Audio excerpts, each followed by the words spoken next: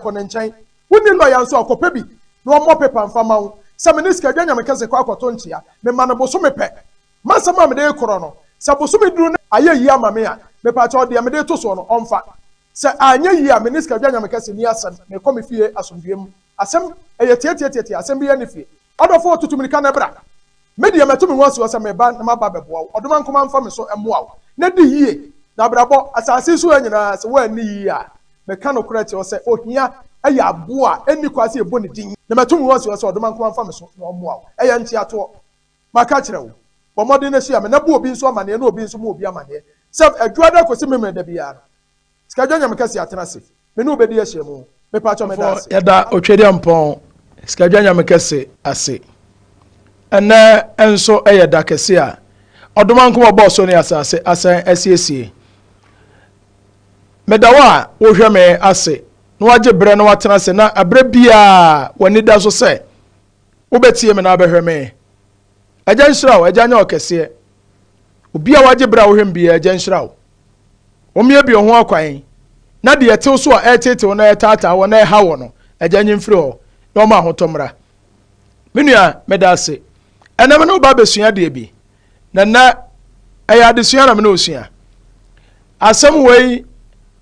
ɛyɛ asɛm a asɔfo akɛseɛ adiyifo akɛseɛ every day obi a wɔ ne nkyerɛmu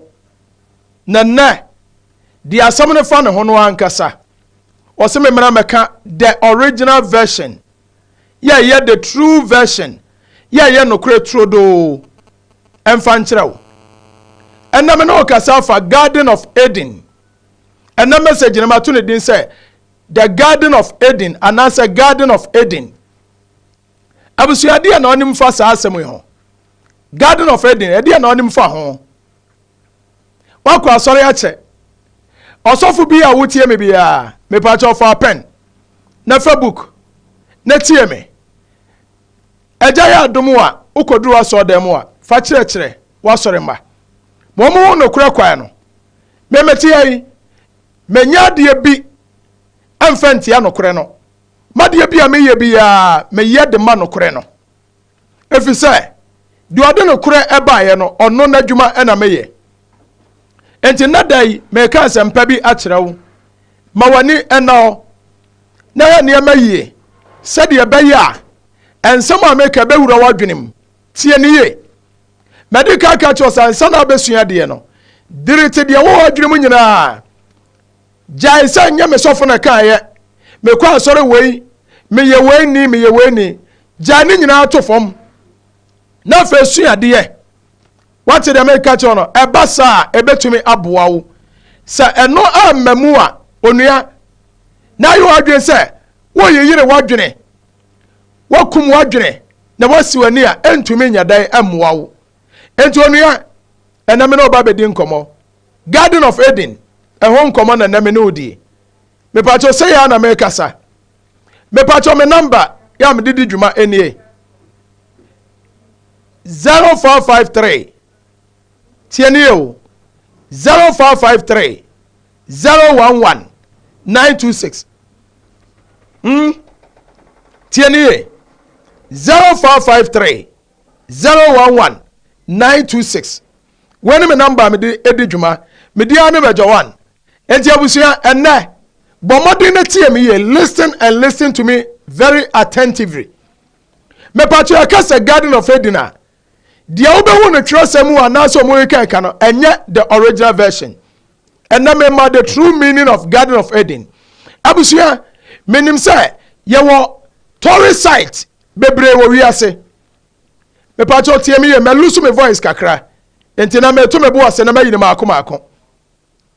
ye wo tourist site bebre tie ni o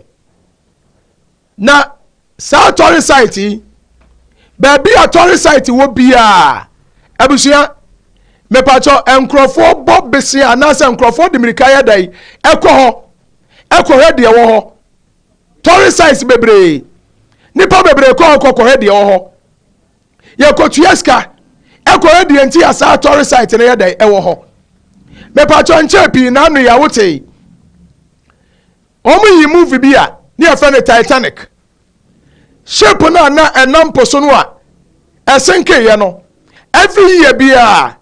ewiase sikafo ebo wura ponase e de ani kokohwe ship no a eye dan esenke ye no aye one of the major tourist site enumpa ni asase so wonsuom enkrofo tue sika ye dan e de ani kokohwe yani aga na hai ma me fa nko konfanoche ji he ya konfanoche de sword bi si ho sa sword no efri brodi si ho bepem ne obi antimi ntuda eda so pemfom ho aye tourist site ya nkofo pie dai etu eska ko kokohwe enti ma me sa se ade anka yi oduma nkuma na nkasa ye ya fa ne Garden of Eden abusua senke wo ho a enka sika be no obi ni a wontimi mmomode si wo ko no akwa Garden of Eden wo ba wi aso atepen si ase Garden of Eden eye tourist site wo baabi enti obi ko no akwa what did da wonte da yese oduma ko bade wo Ethiopia ya da jase yese oboni free the eastern part aya no kore me pa chonti si ya boni pa eto Ethiopia yemisa sa gadi bem anka Ethiopia for ye ka wiase eskafo ne animdifo nyina de mirika be ko Ethiopia se akwa baabi a yawo onipa anase yabo onipa kane etoye nanso me pa chonti bi da ebi ni wiase na tiasa ade na ye ka no eni ho anya no kore enti na me ba be che wade bi yase the first person oduma ko abo ni wiase e fra na Adam anu obo na yire kan ho e fra na Eve eno sofu bi akasa Adam ne first person e bo no Eve ri oba me pa cho nya no kore me pa cho mimi sua de me kan se time wa yade ma shadam a ye chema bakosem amamra ni amane edu abi na sem nya kwa na me TV kakra wana asua de akra wana omuso mu yesunsumfo betra so a obetimi bie na no ena Adam yesei ena Adam yesei me pa cho Adam enye nipadin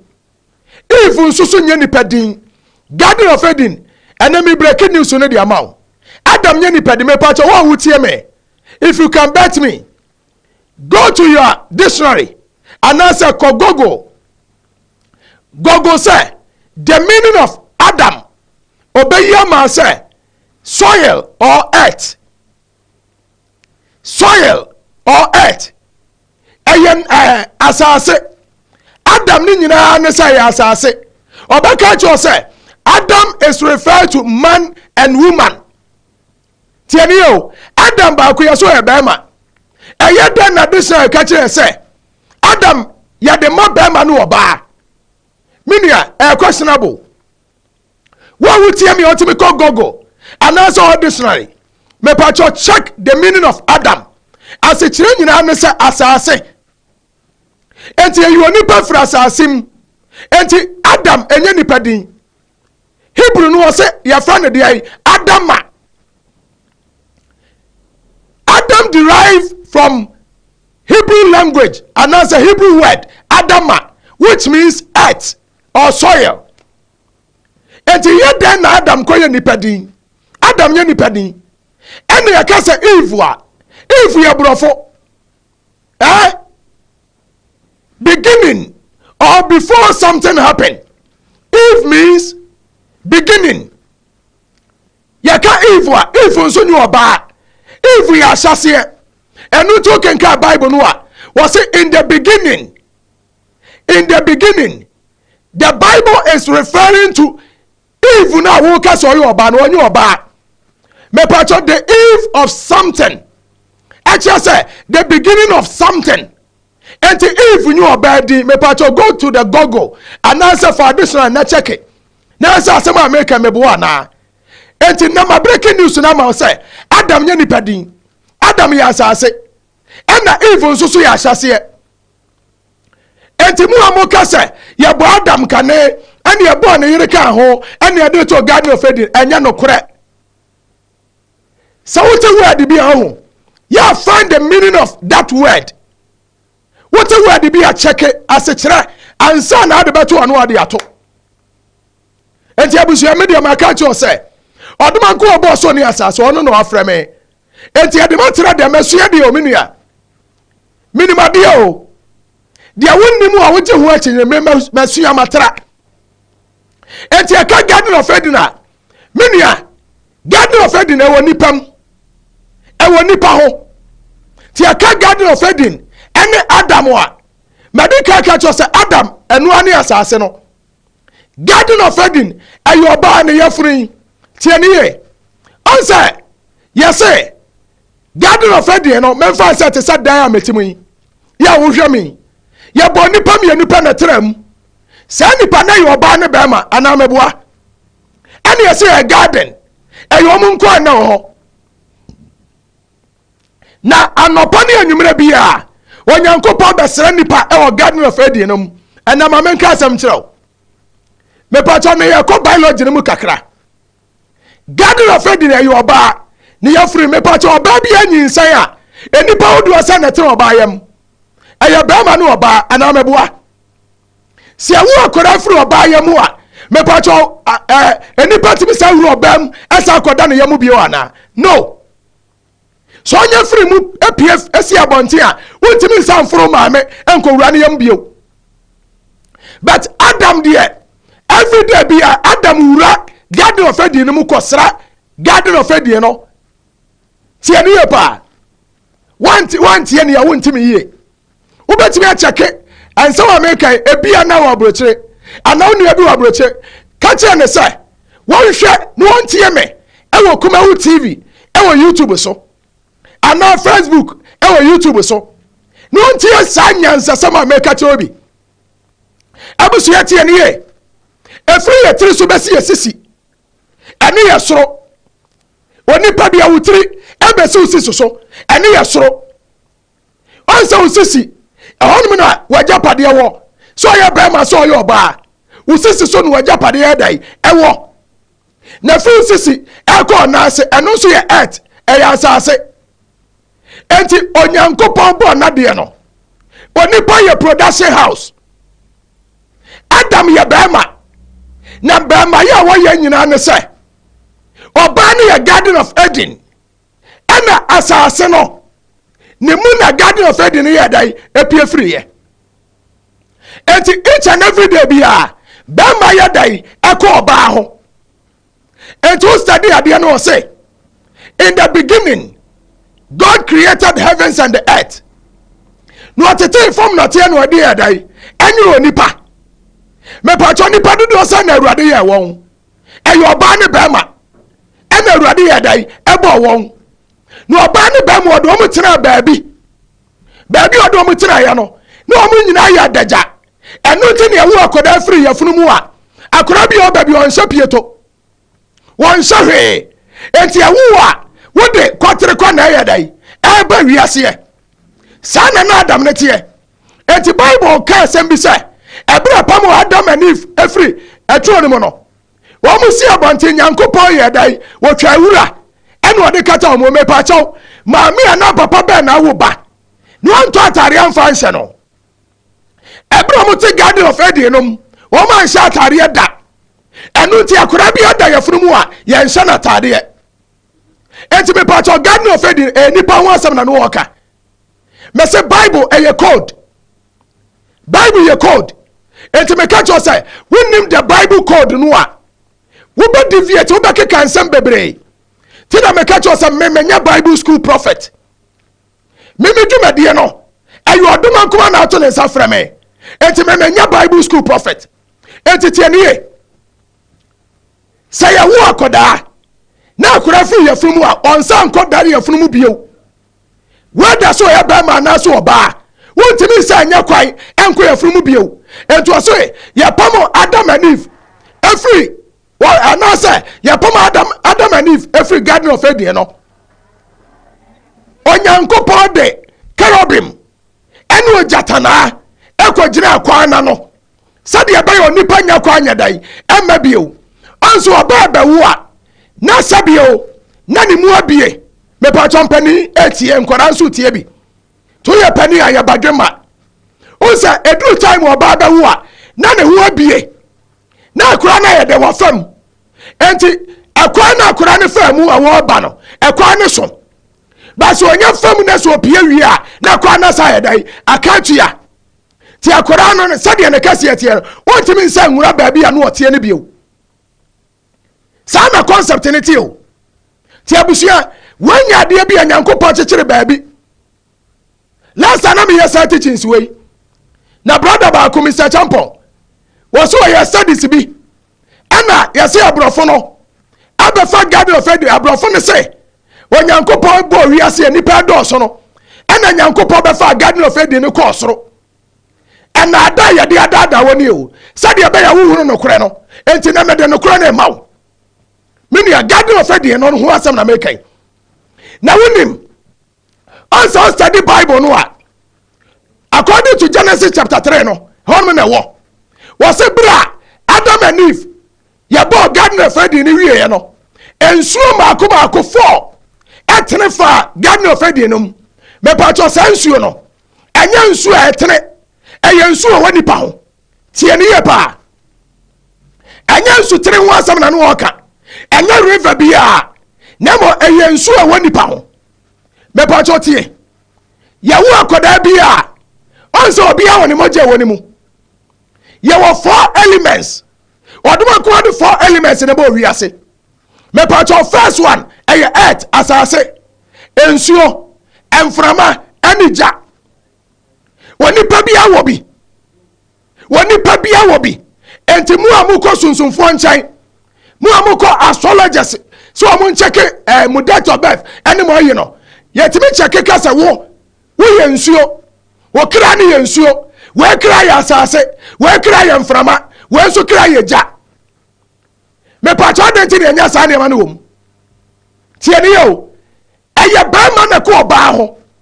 na o se ensuo ne firi asase ne mu ene pie na trefa garden of Eden num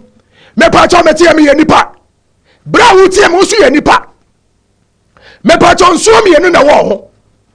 ba ko a wo ho no wo hwie to gu kwa emo bra bia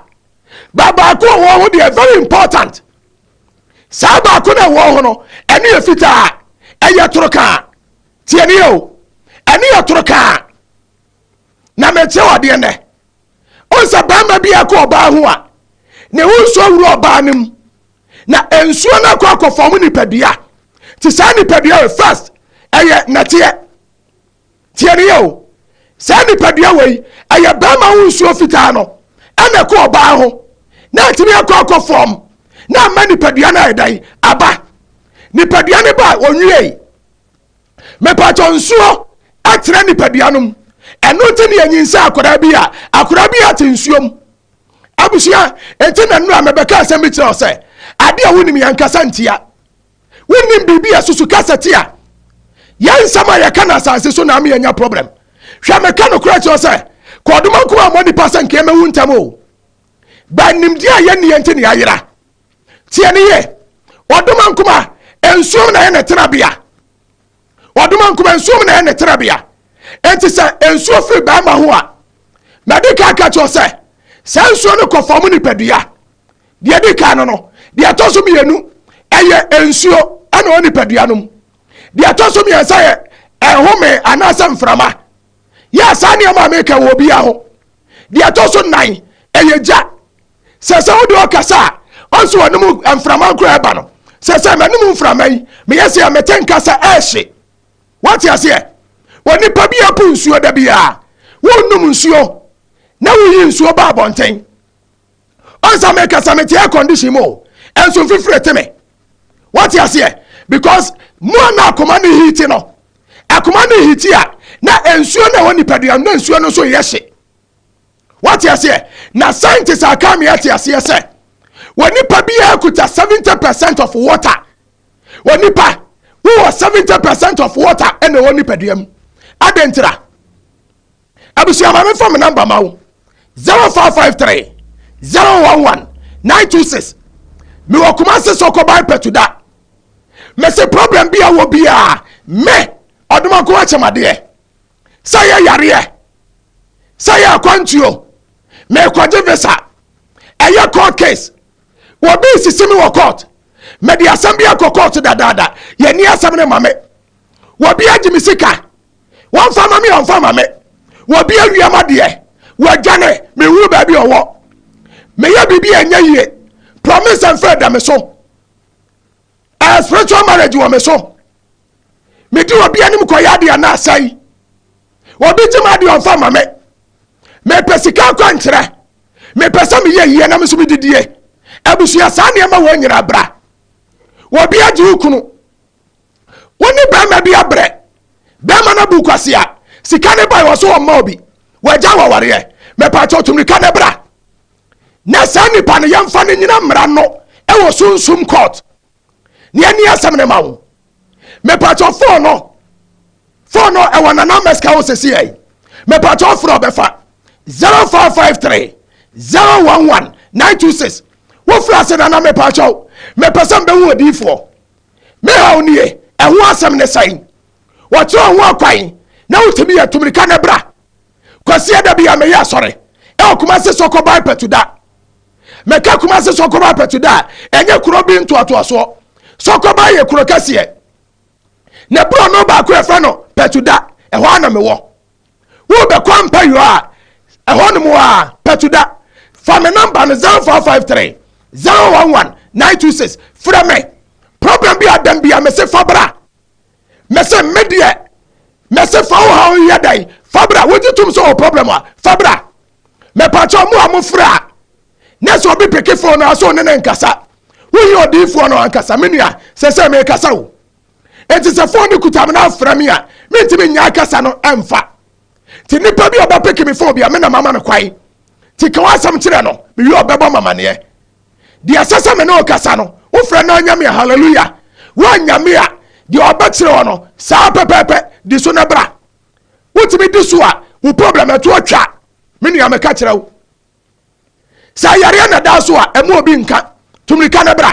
bisa ho akwan ne ankire ho akwan wo ba problem na ebe solve me de anchi ato na meye me no beto nchia di oje tum se enye yie no menye otakomenye osempoa kobo pepa na fabra ne ento nchia sa me ma boso mepe eye yie a adekro na adeto so mafa anya yie akọ me no ni asem tie ne shana nso se me ma so de mento ade eto obe bo afode ana be bibia abusia tie ase se me mfa nsuo maw me mfa oye maw me nkote aba maw me nya hwe maw me no betre se one on one de be fi me mu aba no me wi ameka cho se me ni akọ na fuma dance e bre me aye simple me nto ade me ni dwa wo so dem ho eto ba de be cho se fabra no wutime de ba de ameka cho ne se me nua kọ na fa me wura dance e dai e bre no aye simple eto ba emeka se me koi ye koma no oil me koton dabi me fa aponya adwuma me mfa nsu anya adwuma me mfa bibi anya adwuma me de ye kasama ne nya wotumi de yi ase me hu anim me kasa gu so pa aye adwuma wobi won mo te baabi ebi ana adwuma nti ebi ana wo abrotire wo se wapa na me dai baabi a me tie me dem aba me pa cho frɛ me and negotiation samira na ntimi ma me pa cho me nyankopɔn wo ye unlimited god wa man nyina wo wiase nyina ti baabi bia wo bia area bia hye bia ye be ya adwuma mawo na so ho atimi atɔ me pa cho me dia ne mejo wan me wura ne ska dwanya me kese tutumika na fa ha obra woji to so problem dia bra ne amuaw e simple me nua me da ase abusia me kasa fa garden of Eden ho onse ewu akoda bia akora bia wo sa fo element ne bi wanya asase okra na anya asase a ebeye nsuo anya nsuo ebeye mframa anya mframa ebeye ja aye nan onyankopɔn de 4 elements ena cheche wiase eti earth waters air and fire sanye man na we efri bama ho na eba enu nti na bam oba bi ntime ngo ebra bama nko no eti at the moment abama be wuru oba ho pe ya ka ne se wawura garden of Eden ne mo enu nti na omu ka ne se anopa ne anwumre bi a onyankopɔn kosra enipa e o garden of Eden nom me pa cho oba nyinsa ya efa na nkora ne te enkora ne de oba yefunum eye garden enti bama so oba nyin say bama timi fo oba ya wanyin say me pa cho wo fi o sasa na ekoso enti at the moment a bama be wura enter the where no bama nya wura enter the where me pa cho wura Garden of Eden no ti Garden of Eden no enya museum bi e wo baabi every day bra wo tie me Garden of Eden wo kom wona Garden of Eden na tifie wo yire na waware no so pe Garden of Eden ahwa me pa cho hwa yire yefunu eno na Garden of Eden dabia ensuo bama ko ba ho a ensuo firi bama num eno ti no se ebra asase ne da no ensuo ne pie firi asase ne mu na trefa Garden of Eden num enti me pa cho under normal circumstances no sade odoma nkoma ya na de ni se bama ko ba ho a ayo ba na da fam na ka bama ada no so ana bama butu no so sanu odoma nkoma ya no enti every day bia oba ne da fam na bama ada soro so person no yire wo a eni kwa so ma oba no wo bama da fam no oba be butu so e ba sa hu nsuo no e be sa sane ti so person oba ne wo a oba ne da fam na wo ba wo butu no so sei enti nsuo ne firi wo ba ensuo ne apai enan anya asase a eyensuo anya nsuo a eye emframa anya mframa a eyeja sa ne ma wei ewo nipa bia mu timenia asem no mo twa Bible mu ya fa ne wake up Adam me pa cho fa ne meaning no wo kire wo sai Adam nya nipa if nsuso nya nipa na tie ade ba ko wei ahinta nipa onyankopɔ ti asefo obo ne so ne asase me pa cho ne mo nyame epo na da ho na wo ne sa no epo no ayo odoma nkoma no a epo kase yi ayo onyankopɔ obo so ne asase wono no that's the secret ya wunim media mawura baabi o madu baabi o tina me ka cho se meniama o me ho bra eniama o me ho eniama me de mani kosua we ahunu ene de me gusu hunu no menua so do ani huru bi one day me ka cho so bebubu won sori bi o I'm telling you media meni ahom na tie meni o na da sori e me tie ahom kasa me huru ahom life oduma ko abo so ni asase me ne no tie ne e enti me ya shada ti matena se a kire made e enti pia ma pia yi me de to me na pia enti oba mani ma bra mani se sunsum nipa menya Bible school and the Bible say and the hiri baba menka sanche media ne se ko oduma ko ado bone a chew ko u problem aye yie me wo ka wasam na me de masote na se ma adwe che me se nya yie na ye yie wo ka wasam na se me twam na me de masote na me ka se nya yie amenua ba bia no akwa e be yie ma wo problem e baba me nsam se wa ntira se ma nya mawo na so de be kira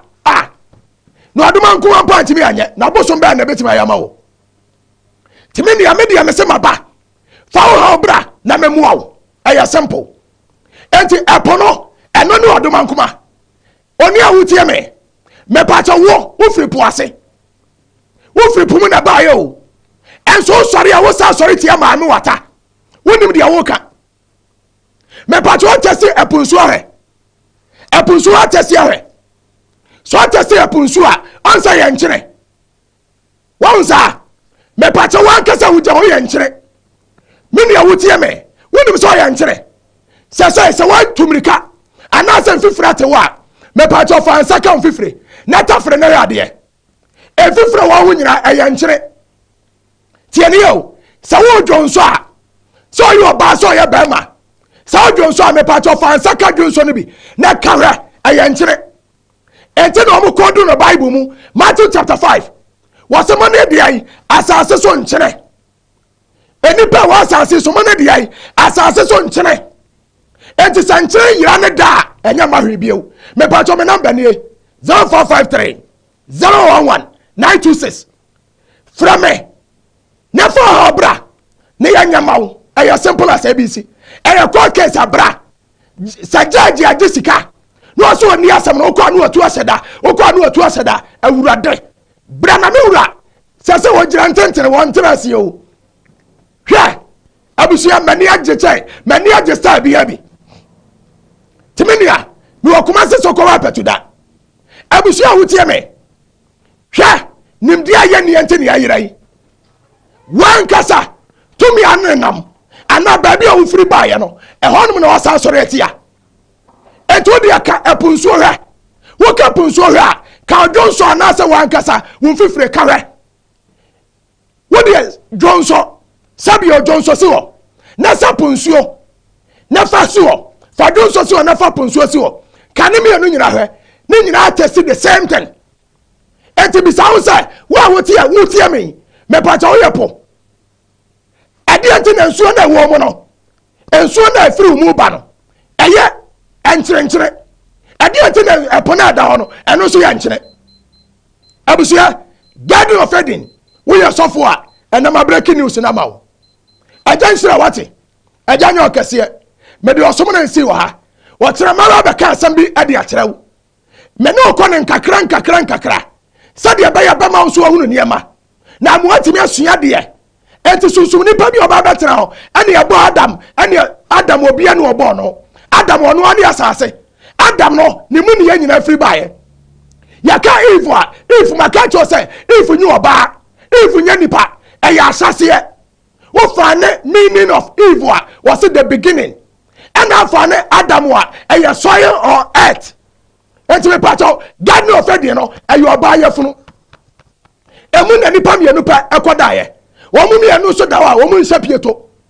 wo mienu huru omanim ti awon tafo a ba ma no oba mienu nyira da ba bi fa ko wo mu omanim enso mu nsahwe si anya wo mu se kimu a na ye ne wo mu ne apatare de ase wo me pacho eya simple concept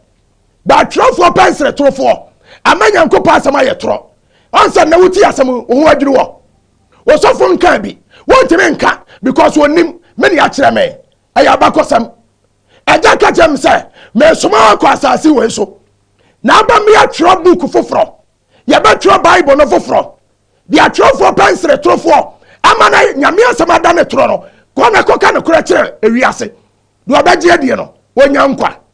abusia me dia asam na si wa ya skadwa nyame ka si won sire onipa bi ya so follow ministry we ya na jimi di se di osuma me no ono obo ade ampa na jidi se onu mu na ofri ba ye dia boni bi oye wasase so bia miwura onfa nchawo agency asio agam kayo no omuawo me pacha me tia me yire Lady Bags Lady Rebecca Mejas kadwanya me kase won hira wate agam to ne buase ne won hira wo me bi ho akwa no ante nanim hira wo man kwa tenten na tenase wadem penti ubenyina cherof me tia me manyina me ba pani na agyi agyan hira won ka no mo ho ban wo ma de ohwe bi amrem me tia me manyina me ba kuma me last born ya me nwu biu na na kuyeska agyan hira wate agyan muaw ohwe oso me tia Valasen Power Palace e manyina